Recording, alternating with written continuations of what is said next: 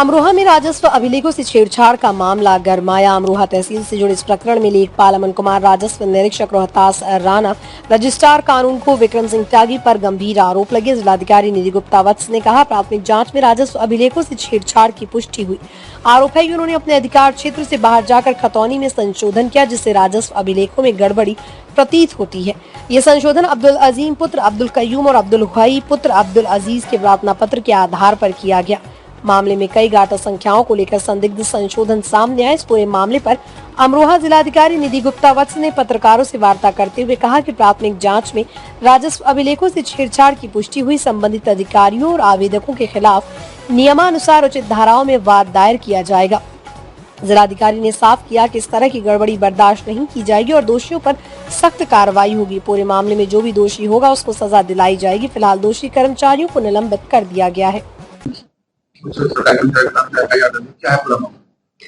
एक मामला संज्ञान में आया था जो कि ग्राम शहबाजपुर रला का है, तहसील अमरोहा का, जिसमें तहसील की टीम के द्वारा, जिसमें लेखपाल आरआई और आरके शामिल थे, उनके द्वारा एक लैंड को म्यूटेशन करा गया और करीबन 40 दिन के बाद वो म्यूटेशन को निरस्त कर दिया गया।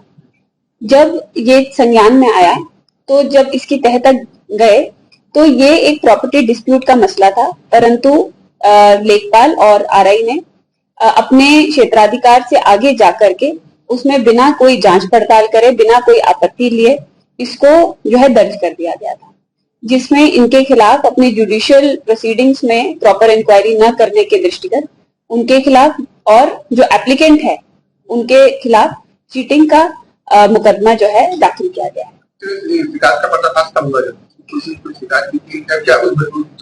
क्या बनाया जा रहा था? क्योंकि जो लैंड का डिस्प्यूट था तो एक पक्ष, दूसरा पक्ष हम लोगों के सामने आया, तब हमें पता चला कि ये जो डिस्प्यूट है उसकी इंक्वायरी करने के बाद ही म्यूटेशन की प्रोसीडिंग की जानी थी।